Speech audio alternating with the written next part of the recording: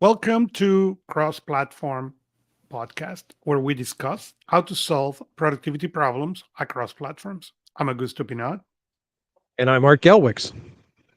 and today we're talking about how to use your devices to create limits on the use, limits on how you use it, and limit yourself to to be able to use the device in a more effective way. So, Yeah, I threw this out as our topic for this week because there's a lot of conversations going on as of late with people trying to set reasonable limitations with their work life as related to, when their workday ends, when their work actually stops, being able to have that separation between work and home. And if you're working in a work anywhere kind of environment, it can often be difficult to draw those lines. It's easy to fall into that cycle. And we've talked about in the past ways to mitigate that, being able to go through and work part of the day, not work, and then go back and work. And there's a lot of back and forth and different ways to handle this. But I wanted to take a little time just discussing between the two of us, how do we put boxes? How do you and I specifically put boxes around the things that we do so that we know when the day ends, the day has ended? And when we start the day has started. Are there tools? Are there specific procedures, patterns, techniques, whatever we're doing to help draw those lines in the sand, I think would be helpful to share with people so that they right. might be able to use the same ideas. So, and I thought it was very complementary to our episode 67, where we talk about multiple devices, because we went into length into that.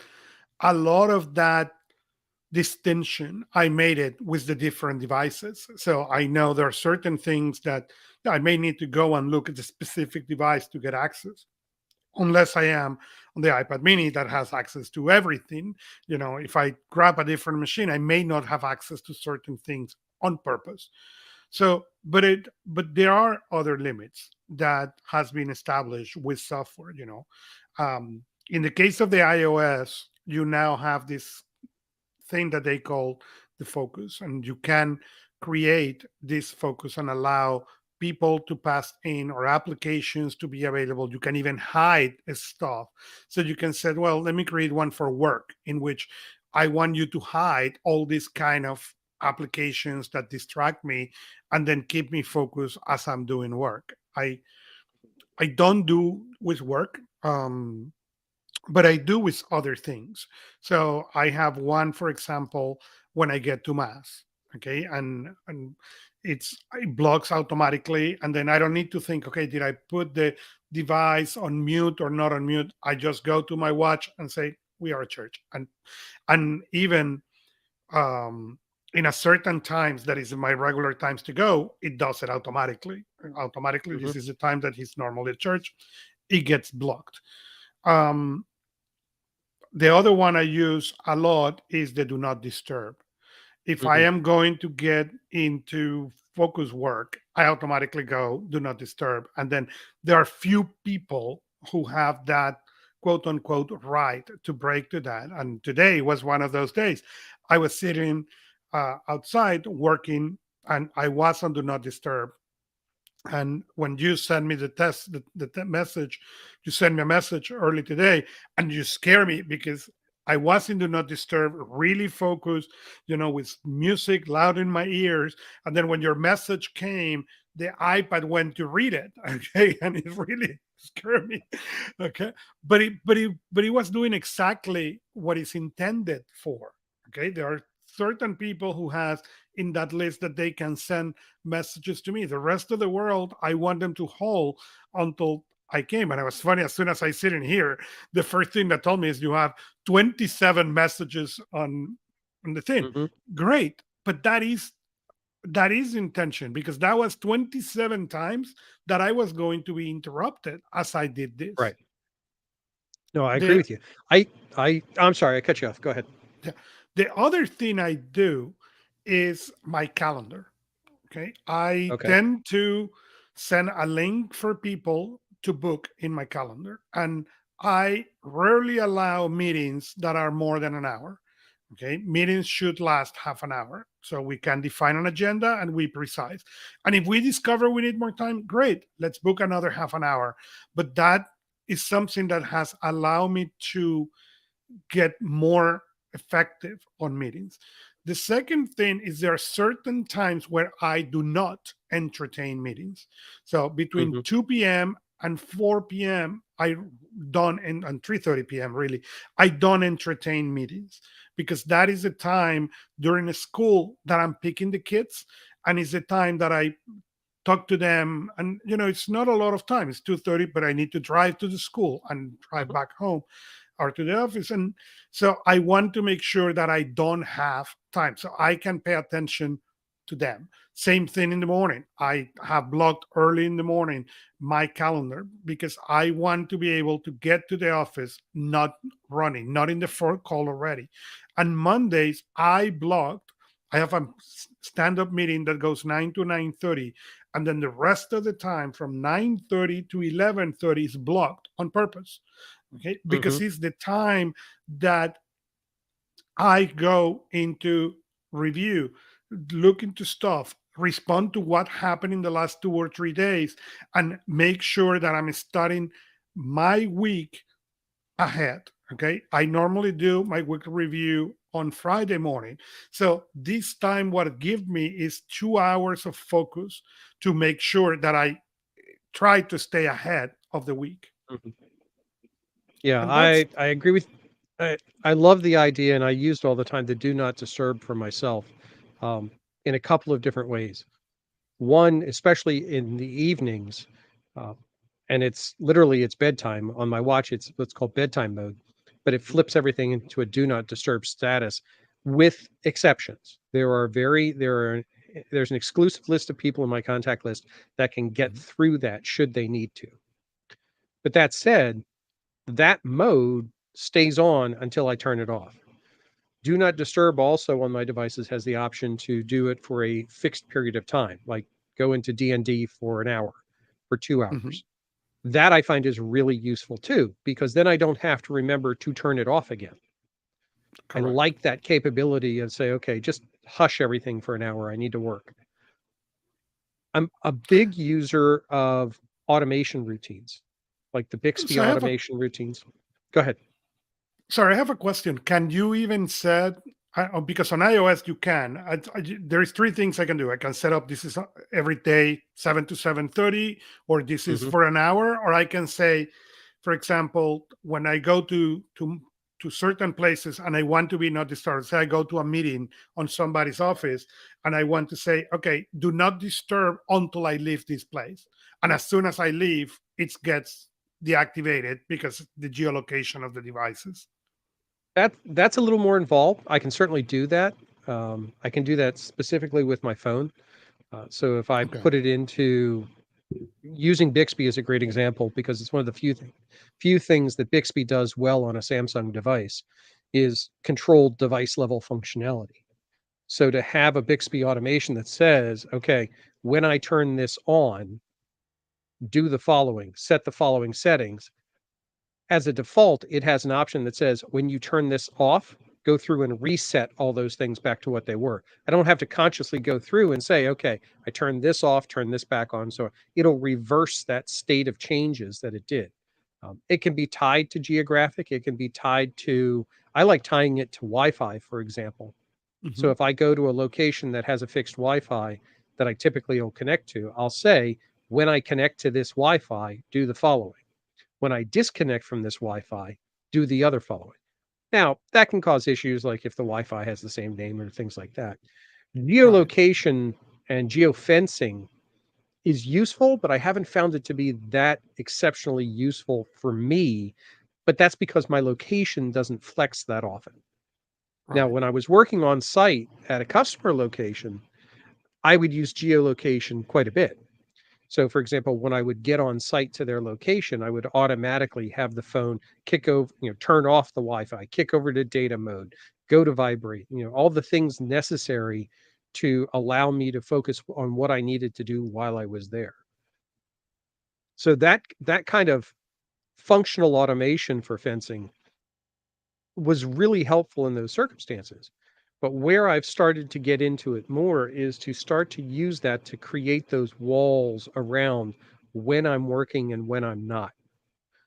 And again, to go back to why this kind of got called out in my head, in the press, there's a lot of conversation around this concept of quiet quitting, which is it's a whole gaslighting thing that's being done to people. But basically, it comes down to just doing what you're paid for. Not spending 80 hours a week when you're getting paid for 40, and not doing three people's jobs when you're being paid for one. Just doing what you're supposed to. The flip, or the counter of the term is, acting your wage. Um, but my question to myself was, how do I frame that out? How do I make sure that I'm not spending 10 hours out of a day, 12 hours out of a day, 14 hours out of a day working? When can I have that time block set? Uh, And that's where starting to use the tools to help me identify, when am I breaking that rule set that I want to maintain so carefully? And then how do I prevent that from happening in the first place? And using things like do not disturb, using things like time blocking and the calendar limitations. What I find, it's interesting you mentioned the calendar. Time blocking during my working day for my calendar isn't quite rigid for me. I mean, I'll allocate time periods and I'll use tools like Calendly so that people can, pick and choose on my time on my calendar and things like that. That's fine. But what I typically will do is I'll put a thing at the beginning of my day and a thing at the end of my day. That's a recurring thing.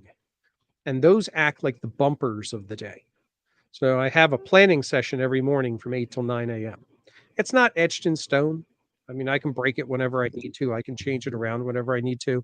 Uh, but it gives me a way to know that this is how my day is going to start. And at the end of the day, I have about a 15-minute shutdown cycle where I'm packing everything up, and I include that on my calendar. Why? Because I know when I hit that, it's time to pack it up. Can I come back and break those rules? Sure, they're my rules. I'm not being held to them, but it gives me a framework to be able to give myself permission to walk away from the work. And So there's an interesting twist that happens to it. And I'm curious if this happens to you. I have found that often when I give myself that permission to walk away from the work, within a couple of hours, I'll start to have some very creative thoughts about the work.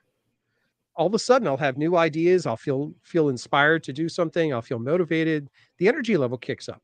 And I don't know if it's a side effect of that permission, or if it's just knowing that I don't have to if I'm not feeling it.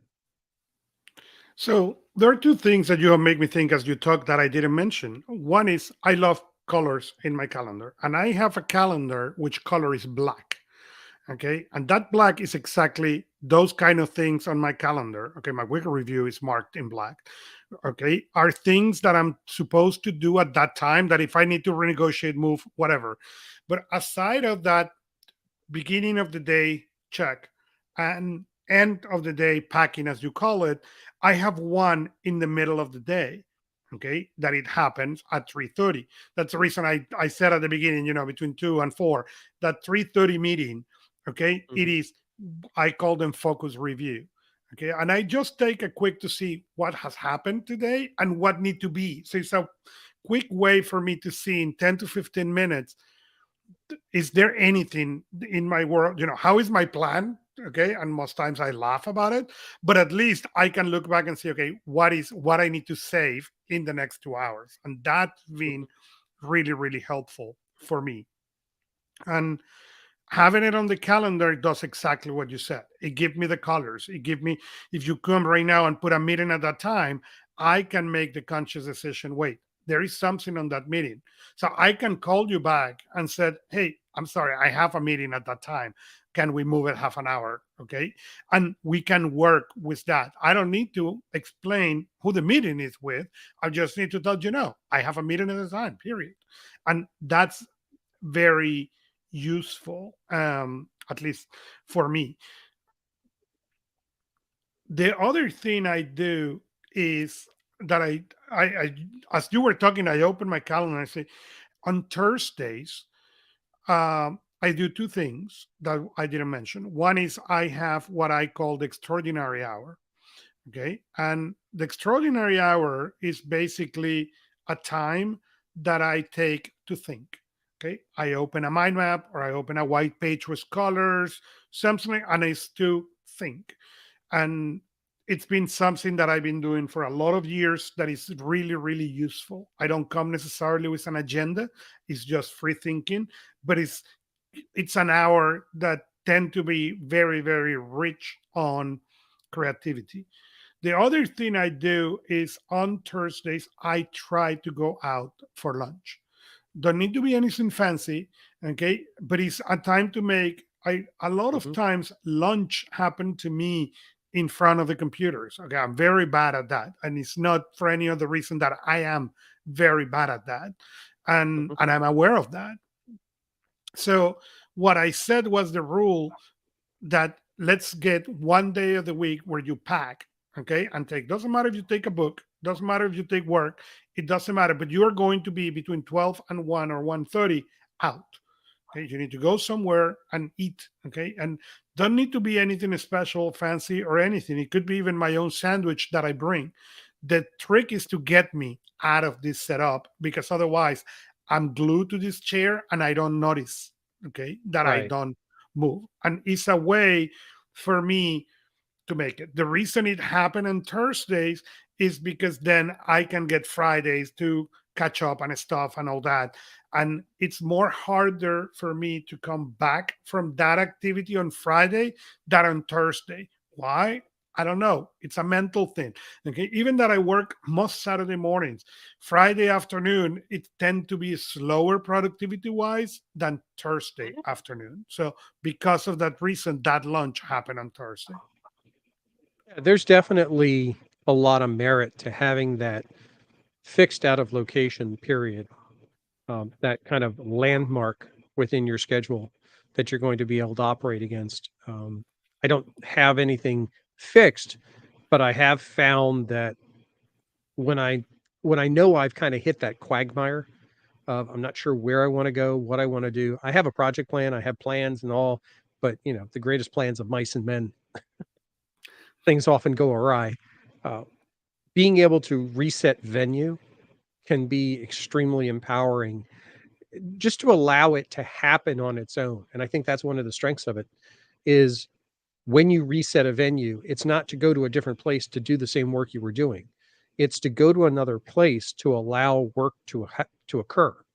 And Mhm. whatever feels like it fits well in that location, that's what you go with. That's where you take that vibe and you run with it. Yeah, So I and think that today is a good example of that. I needed to write this document that required me to sit and really focus, and so I put the phone in not disturb before you scare me, and took the laptop, went outside, leave the office behind, and was working focused into that document. Mhm. And that was exactly that idea. Let me, if I stay in here with all the things, that document will take me four more times because of the distractions. So I wanted to make sure that I could work and plow through as fast as possible. And I think you hit something important there because part of this understanding of knowing when to quote stop working is to recognize the equal value, if not superior value, to the things that aren't work. Mhm. So, I mean, you have your regular day of work. 2/3 of that day is not work. It is not, if you figure an 8-hour day, well, 16 hours out of your day is not actually work. So are you allocating time and mental focus and energy to be able to get the same level of accomplishment out of that other 16 hours that you are out of the quote 8 hours of work? And I don't think many of us do that because we haven't been taught. We've been kind of, I don't I'll use the term, we've been indoctrinated to think that the most important 8 hours of the day are the ones where we're working for someone else rather than the ones where we're working for ourselves. So to be able to draw that line, close those curtains, shut down that laptop and move on to the things that we want to work on or need to work on personally, that transition point becomes really important. And I think having a clear habitual method of doing that transition is probably one of the most important transitions you can do during any given day, week, month, whatever. That recurring switch of roles, changing your hats. And if you start the day in a certain way, you know what comes next. If you end the day in a certain way, you know what comes next. I think where we get most frustrated is when we get yanked out of one role into another. That to go to a kid example, you're working on something, you're deeply focused on it, and all of a sudden you get a call from school that you got to go pick up a kid at the last minute. Well, now everything's upside down and sideways. How do you frame that? How do you package that to be able to come back and pick up from where you were? And we've talked about that resetting your flow. Matter of fact, that's one of the most recent episodes we released is being able to reset your flow. But just that mindset of how do I consciously close down this line of thinking and this sequence of work and be able to start on another one is really, I think, probably one of the most important structural pieces that you can have. And I'm going to tie it back actually to something we've talked about numerous times, which is your technology cards. And the Hmm. reason why I'm going to do that is because when you start to think about defining for devices or how you use devices, that definition by its very nature can help you do that transition. So I was just making a list of 4 key devices that I use on any given day. So I have my laptop, I have my Chromebook, I have my tablet, and I have my phone.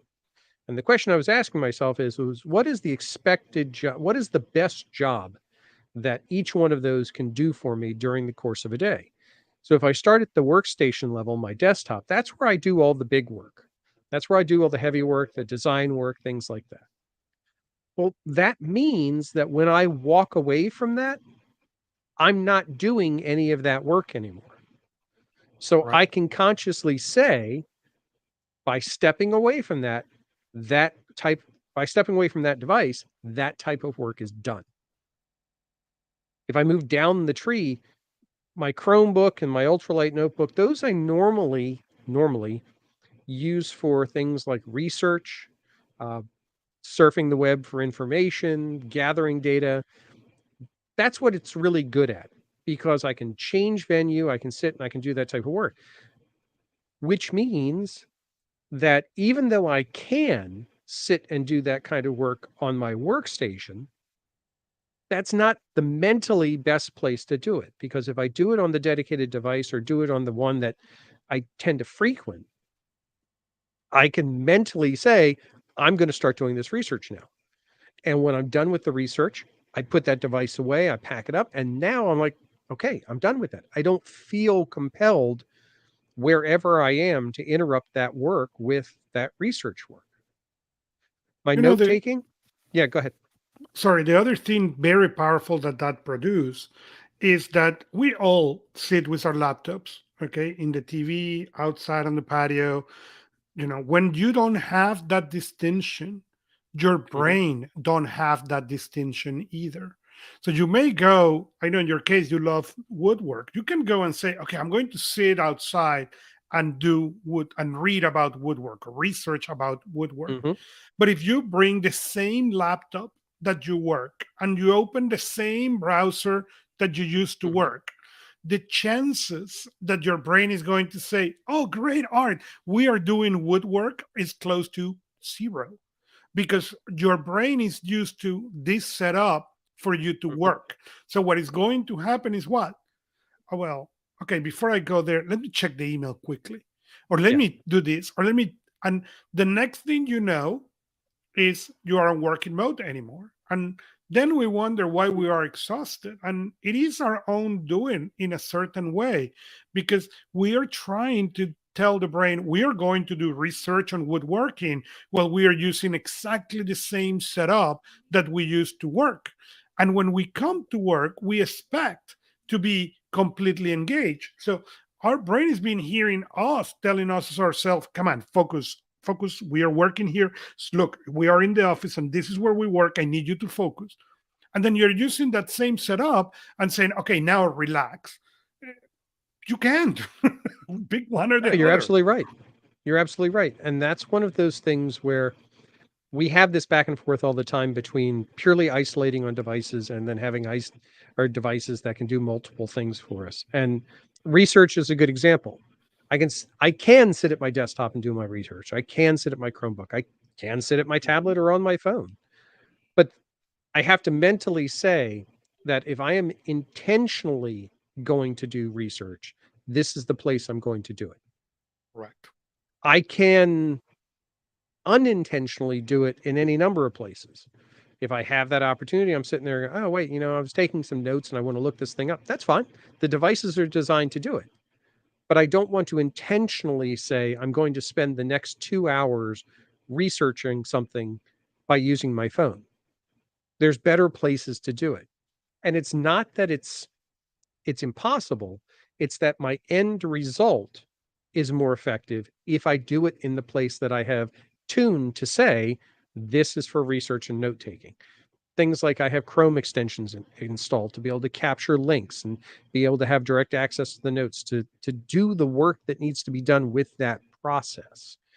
But it also, to stay in tune with what we're talking about, gives me the latitude to say, I'm done with doing that. And I'm going to state that I'm done with doing that by putting that thing away, Mhm. by putting that book away. And it's no different than if we're talking about documents. If you have let's say, for example, you manage your task list using Excel or Todoist or something like that. When you close that application, you can consciously say, I'm done planning my tasks out for today. I've done that work. That is, it doesn't need to sit there open all the time. And I think that's one of the challenges that a lot of people get into is they'll look at their taskbar and they have every application that they use during the course of a day open in that taskbar.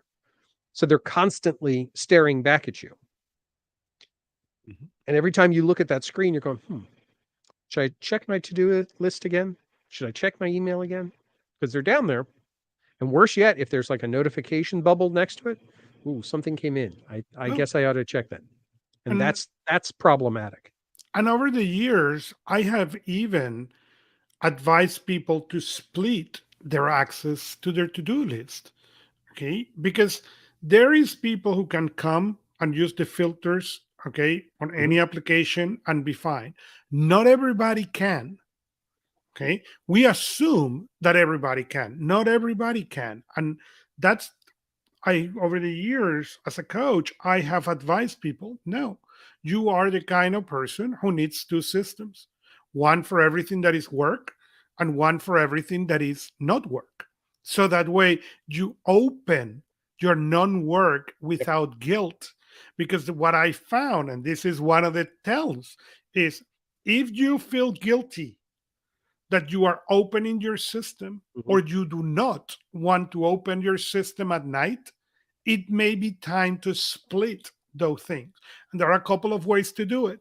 You do that packing meeting, okay? Open your system, check your system, and check, well, you know what? These are the 5 things I would love to do tonight. And then you put it in a piece of paper, on an index card, Mhm. or you go full thing into this and you split it. But if you avoid your system or feel guilty or any of those things about opening your system at 7 p.m., you need to separate it, because what you are doing is a disservice to your own self. Mhm. Yeah, absolutely. That kind of separation really, I think, can make the functionality work more effectively. And again, it ties back to mindset. When you when you choose a particular tool combination, physical tool, virtual tool, whatever, and that's where you're going to do a thing. Doesn't mean that that's the only way you can do that thing, but that's the primary way you're going to do that thing. And that becomes a habit you reinforce time and time again. You don't have to think about how are you going to do that thing anymore. And we'll go to calendar, which is a good example. I would say 90% of the time, when I go to put something in my calendar, I do it from my phone. Why? Because that's almost always where I'm checking my calendar from. When I need to look up what's going on, I check my calendar wherever I am because something could be some place I need to be. That device, my phone, I like using the old term. It's my personal digital assistant. That is its job, is to act like my virtual assistant. Well, that means tell me what's on the Mhm. calendar. Tell me what's the next thing I'm supposed to be doing. Those are the jobs that it has. It's not good at planning big virtual meetings because it's just a phone. So I don't try to do that there. But I know in the back of my mind, I need to check the calendar. That equates to go grab your phone.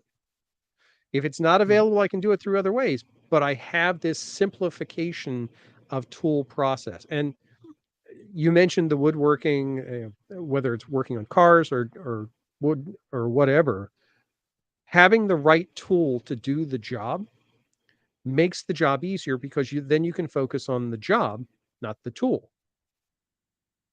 So if you're cutting a piece of wood, having the right saw, having the right measures, all those basic things, and being consistent, knowing that if I'm going to cut this piece of wood in this way, I'm going to use this tool to do it. I don't have to stand there and go, how the heck am I going to do this? I've already figured it out. And that I've is where taken the those doubt. limits, these digital Yes. limits, are powerful. You remind me of, as you were talking about calendar, I have said in this show and many other places, I don't check email on my phone. Right. Okay. If I look right now and I'm sitting in here and say, oh, I should check my email. Okay. Doesn't matter if I have Mhm. my phone with me. That's not the tool for that. I need to go and find. There are multiple tools that will be able to check email. The phone, for me, is not one of those. Why? Because Mhm. it has been proved over the years, once and again, that is completely ineffective for that. So I don't do that. But if I'm going to send a text, can I send the text from the Mac or the iPad? Yes. But like you, most likely the device I'm going to grab is a phone because it's fantastic for that. So where So do you set up these boundaries are set for what will allows you to be more effective and how you're going to be work better? here's the question that I have, because we talk a lot about the technology piece of it, which it makes sense. That's what we do. But how do you explain to someone when you're not working? How Well, do the you first thing explain to someone when they're is out of define bounds? the first thing is define what do you want. Mhm, Okay. And why I said this, when I get a client who is on his late 20s, okay, single, okay, their life is work. Okay. Most of their life is work. They are not looking for balance or anything. They're looking for rocket into that organization. Okay. mhm, Then the setup is completely different. When I talk now to a manager or a VP, okay, who is on his mid 40s, families struggle with the kids' activities mhm. and the wife working, that is a completely different discussion. So the first thing is understand where you are and what are you trying to accomplish. Because I have worked with 30 years old, okay, or 20 something years old who have zero interest into this. Again, I can think I tell this story. I was talking to somebody and I was mentioning and I mentioned a particular brand and model of a car. Okay, Mhm. we're talking about their husband, who I both were clients of mine, and this person I have no clue what car this guy drive. Okay, I just was trying to give an example to her, and she started laughing and said, "You know which car my husband drive, right?" I say, "Now I know." Okay, but it was trying to use the analogy of the car to the Mhm. personality, and they were the same age and they were looking as a couple similar things. their work styles were completely different. So that was the setup. We set up her in a particular way, and we set up him in a completely different way, because that depends. So for you, the first question is, where do you work? And second question that is more important than the first one is, where did you enjoy working? Yeah, Because that's an excellent question. if I ask you, where do you work, you can tell me, well, I have here this office in my house. Great. Mhm, Where did you enjoy working? And the answer may be, you know what, I've been trying to make this room that place for years, so here. Or the answer may mhm, be, my favorite working is when I can grab my bag, throw the laptop, and go to the front yard, to the patio, to mhm. whatever area, to the cafe in the corner. Okay. Then if that is your favorite way of work, how often did you do that? And you will be surprised how many times I get an answer like that. Okay. And the next answer is, well, not as much, maybe once a month. Why? Why can you not? Then the discussion, even before we get to devices, is how we can increase that, because what is happening to this particular person is they are working on a place that is not appropriate. And I remember we share in this show a client of mine who, when COVID started, he was sent home and he was going Mhm. crazy. And we buy markers, so he used his windows in his house as a whiteboard. Okay? Because that was what, when we sit and say, okay, what are you missing from the office? Is the meetings? No, no, I'm in Zoom all the time, and that's fine. That's what it is. And in a moment, he looked at me and say, the whiteboards. And say, okay, let's flip the camera. Let's look at your where you are, and say, my wife. He said to me, if I put a whiteboard in this living room, okay, my wife will call the lawyer before the handyman. Okay. And fine.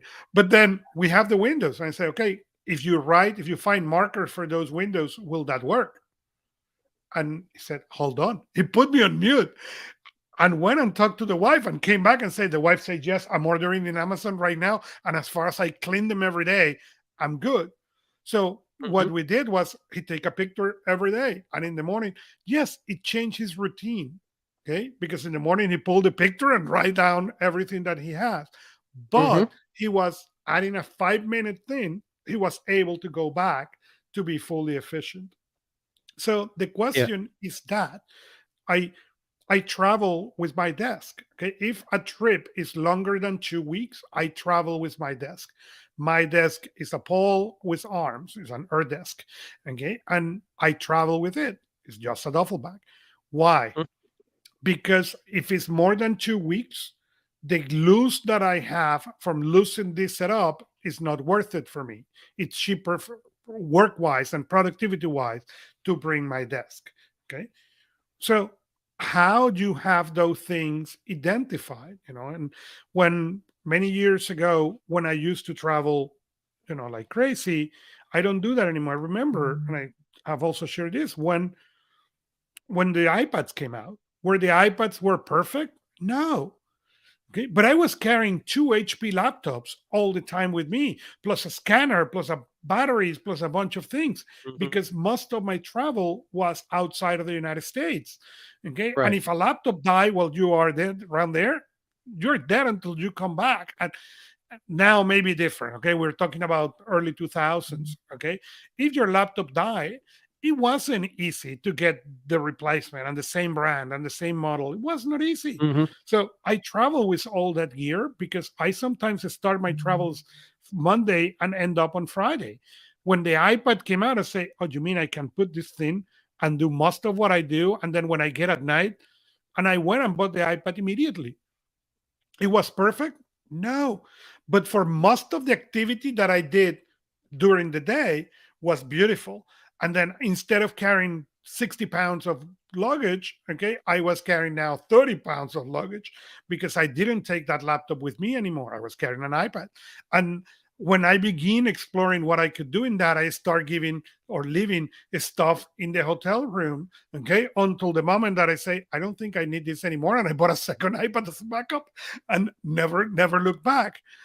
And but the first question before we get to the gear is, where do you like to work? You're going to be working anyways a lot of Hmm. hours. So how can you make them better? And by the way, there is people who can't. Okay, no, I have this piece of junk PC, okay, that is completely locked down and I cannot even connect a headset. Okay. I have worked with clients like that. Hmm. Fine. Then let's figure it out what we can do. Okay. And one of the things they can do is add a tablet. Okay. And I have now many clients who still have their lockdown PC on the side, and most of the work happen on an iPad.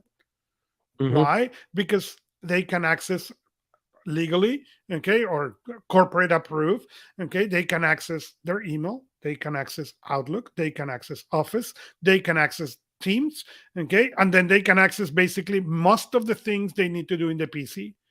And then when Hmm. they can, they just open the PC, solve that pain, and come back to the iPad where they are free to create. And it require certain training. Yes, required to think certain things. Yes. In many cases, require that they need to carry both devices. But the pay for carrying the two devices is they work much better most of the time. Yeah. This is the kind of thing where as we talk about this, less about the tech, more about the technique. Um, Yeah. there's three steps that I tell people that they need to do if they want to set these boundaries and build to this. They need to respect their own boundaries. They need to communicate the boundaries effectively, and they need to emulate it in their own behavior. So if they decide that, look, I my working hours are for public consumption. My public working hours are from 9 a.m. to 4 p.m. That's what I'm going to set. I have to respect that. What does that Mhm. mean? Well, that means that I have to tell people if you need to get a hold of me, you can get a hold of me between 9 and 4. And you have to make sure that either A, you're available, or B, you have some way to communicate the fact that you're not during that time period. That's where tools like Calendly can be extremely useful because they allow people to work within that communicated space. Things like out of office messages. End of the day happens, that out of office message should kick on and say, yep, I'm not in the office right now. I will get back to you during X amount of time within the next business days. Post vacation. If you're going to go on vacation, having that out of office. Great. I am not available to such and such a date. I will respond within 3 business days of returning. That kind of thing. A clear communication as to what the expectation is. Now, granted, not everybody's going to respect that. Some people are going to jump up and down. That's fine. That's people decide to how they want to behave. But where the last piece is emulating that behavior. You can't say that I have boundaries around this, but yet I'm going to violate your boundaries. So one of the examples I have is sending emails. I will often sit down, it may be 11 o'clock at night. I figure I've got some time. I'm going to sit down and purge through some emails. Sitting there at 11:30 at night, sending off a bunch of emails is not respecting other people's boundaries. Writing up the emails and either using an application, something like an Outlook, where you can schedule them to go out in the future, or just writing up the emails and letting them sit in draft so that 9 o'clock the next morning you can go through and just hit send, send, send. That's much more respectful than to have somebody who may not have turned off their notifications, who may not operate in that way, all of a sudden get a bunch of interruptions from you. Even though it's convenient for you, it's not convenient for them. And if you want people to respect your limits and your framework, you need to demonstrate that you're willing to respect your limits and your framework. You're not Correct. going to try that engagement. And I've told people all the time, you tell me you're on vacation, I have no expectation of you responding to stuff. If you tell me you're going to be out for the day, I have no expectation. I may send you stuff just to get it moved through, but it's very clear you'll get back to me when you get back to me. When you get back to And me, correct. that's the kind of thing I think we have to be willing to say that people don't work on our schedules. We work on our schedules and we need to But not respect that. and do that with our tools as well as our tech. And in my experience, the more clear you lift this to people, the more people respect it. Mhm. And I have over the years, in the same way that my kids has come, okay, and my kids know if the door is closed, okay, I Mhm. am in a meeting or I'm recording a podcast or I'm doing something, okay, that means that unless it's an emergency, they cannot open that door, Right. okay. That said, have they interrupt me? Yes, for emergencies. And what we have done is fine tune the definition of emergencies. Why? Mhm. Because when my kids were two, an emergency was very different. So we needed to Yeah. talk. Okay. What was an emergency? I could not assume they understood what an emergency means. So I needed to teach them what. And Mhm. the same thing happened with clients and bosses. Okay. When during a part of my life, and I don't get more 24 a lot of 24-hour calls, but at some time I did. I was on the clock 24 hours because the job I was doing. And I made it clear to clients between 6 and 8 p.m. I am not available. My phone will not ring. My email will Mhm. not be open. If you need me, you shoot the email and I will respond at 8 p.m. At 8 p.m., when the kids go to bed, I will open computer again and connect. And I remember the first time with one of my clients who was a very anxious person.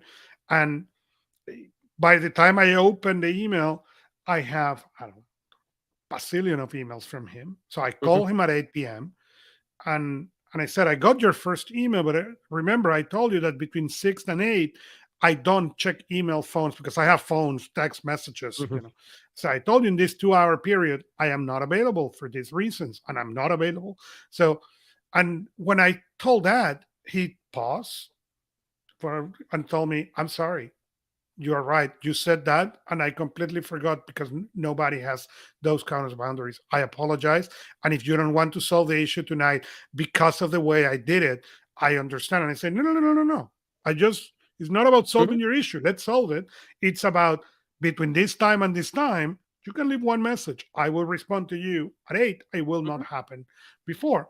And those things, because they are uncommon, you may need to explain them a couple of times, or you may need to set up an out of the office one, okay, that Mhm. goes automatically on those times that you don't want to have, you know, because as I said at the beginning of the show, I tend to eat a lot in the office, in here sitting. Why? Because I prefer to eat here in the office and pick my kids and spend that hour with them than Mhm. spend lunch. Okay. That's the decision I made. But that's Mhm. the reason if you call me during that time, sorry, you go to voicemail. Okay. That time between 2 and 3:30, that's where I'm picking the kids. I am not talking to you, I'm not taking calls, I'm not doing meetings. Sorry, that's what I'm doing. And it is fine also to move those things and to let people know, sorry, I don't do meetings at this time. And people will not only understand it but respect them. Now, there's a lot of jobs, and I don't want to get too far down this rabbit hole, but we've both worked in IT for years and years and years. We've done help desk type of work, and help desk, there's always that you will respond immediately. Everything is a crisis, everything is a fire drill. You will respond immediately to my needs, and that is the kind of thing I think is even more important to be able to set those boundaries because there's an expectation of immediacy and availability during the time that you're working. It is that much more important to say, okay, if I'm not working, you're not getting that level of support. You're not getting that level of connection. It's not happening. Why? Because I'm not working then. And Right. drawing that line is really, really critical. For so many years, we've had reinforced to us that, well, you should be available all the time. The argument I always loved is, well, you're on salary. You're on salary, so we should be able to call you whenever. No, salary is not 24/7. It doesn't work that way. So That's not what you're paying for.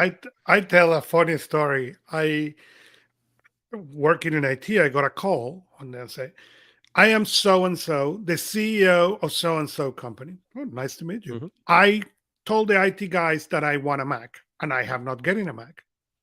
And I say, yes, Okay. you are not going to get a Mac because the IT uh, rules and guidelines establish this, and these are the machines Hmm. that I can provide you. You don't understand. I am the CEO of so and so. And I say, no, no, no. I hear you fine the first time. But unless you Yeah. send me an official communication that changed these guidelines, the only thing I can provide for you are Right. this and this and this and this machine. And he hung up the phone. He was furious.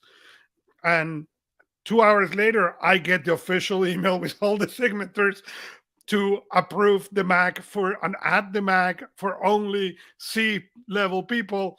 Hmm. Okay. And he called me again. Okay. After he passed his fury, he called me and apologized. And he said, I understand you were right. And I apologize. I could not understand why they could not buy the machine. I'm the owner of the company. I say, I understand that and I respect that. But this is what you hire us for. Okay. Yeah. So people cannot call me and say, order me whatever I want. You establish very tight lines or guidelines for this. And the only thing I could do was enforce them. And Yeah. you need to And understand that. it's unfortunate because we have so many times anymore that people will look at things and say, well, if I push hard enough, I'll get my way.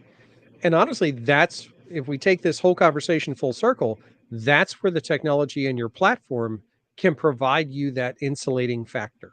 Mhm. It can act as that safeguard and that drawbridge to protect your personal time from your professional time, to be able to get people to understand that, look, if you want the best from me for you, here are the rules of the game, and you need to follow those rules. If you don't have the latitude to be able to set those rules, then you've got to be very clear about how you are following those rules. Mhm. And it's that moving expectation where all of this falls apart. Again, when somebody, decides, "Oh, I'm going to ping you at 10:30 tonight because I happen to be working on something and I need your information." It doesn't mean you're working on it. Doesn't mean you're anywhere where you could provide me basic information related to what I need. So I'm not going to get the best quality cooperation with this. Why would I want to do that? Why would I possibly want to do that? I want the best, so I'm going to work within the framework to get me the best. And that's where I think looking at our tools, looking at our capabilities and our platforms, and utilizing things such as the automation, such as the frameworks that we're talking about, autoresponders, all of those things, it can make a huge difference to be able to walk away and then with confidence walk back into the work situation knowing that you're still in control, Right. that fire drill hasn't come unraveled. And that's the one example I'll give anybody for that is think about how you feel the day before coming back from vacation. If you feel stressed about coming back to work after vacation because you don't know what's happening, what's going on, and you haven't checked things all during that week to try and get that feeling, that's a problem. And I'm not saying check things. I'm saying make sure you have your structures in place so that you can walk away and it stay under control. And you don't have to be working that whole time. So Right. I think it's an interesting exercise that people need to go through. And I think I this is think something that it's a we'll very we'll valid revisit. exercise that not only you need to go through, you should go through at least once a quarter. And Oh, it's fine to absolutely. say, Yeah. oh, check. It's good. But you should Mhm. do this. You should not say, okay, I did it once and I don't need to do it ever again. No, no, no. You may need to do it more than once. Yeah. It's something that it is a repetitive thing, and those boundaries need to be set and reinforced all the time. Yep. Well, with this, follow us where you like to listen podcast, like us, subscribe to us, or leave a review. You can also interact with us in personalproductivity.club. We have a channel there. Mhm. And if you want to go more into this discussion, please go, log in. It's free to log in into the personalproductivity.club and ask your question and work with us. Over in club this week, we're going to start each week after the shows, I'm going to start throwing a topic into the Personal Productivity Club to expand on this. And the topic and the question of this week is, what tools do you use to set the boundaries of your life? I'm going to put mine in. Augusto will put his in. I'm curious to see what you guys have to say about what tools you use to set up the boundaries for your work and personal lives. That is awesome. So we are Augusto Pinaud and Art Gelwicks. See you next time from your favorite device. Thank you.